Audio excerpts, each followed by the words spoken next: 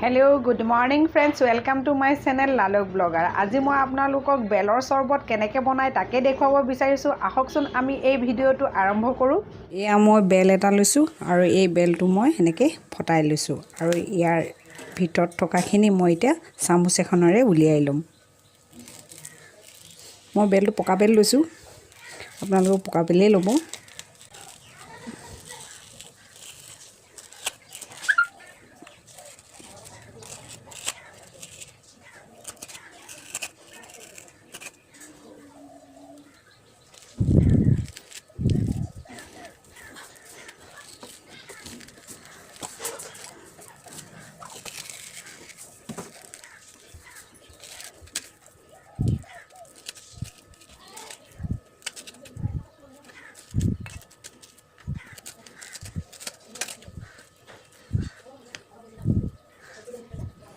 এয়া মই এনেকৈ উলিয়াই লৈছো আৰু আমাৰ যিখন চাউল চলা চালনী আছে চাউল চলা চালনীখনত এইখিনি মই এটা চালি লম কাৰণ ইয়াত বহুত জাবৰ আছে যে এই জাবৰবোৰ সেই চালনীখনত ৰখি যাব।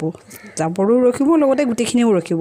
গতিকে এইখিনি মই প্ৰথমতে চাউল চলা চালনীখনত অকণমান পানী ঢালি চালি লম। মই চালনীত চালি ললো আৰু ইয়াত মই এতিয়া পানী মিক্স কৰি দিলো।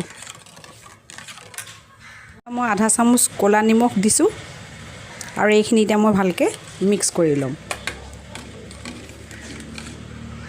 আৰু দিম এতিয়া মই ইয়াত চেনি। মই চেনি সোৱাদ অনুসৰি দিম। মই ইয়াত 2 চামুচ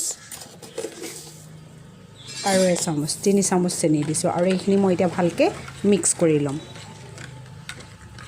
এয়া এতিয়া মোৰ চেনিখিনি মিক্স কৰি হৈ গ'ল আৰু এতিয়া মই এইখিনি চাকনিৰে চাকি ল'ম। বেলৰ চৰবত ৰেডি হৈ গ'ল আৰু গৰম দিনত আপোনালোকে বেলৰ চৰবত ঘৰতে এনেকৈ বনাই খাব পাৰে।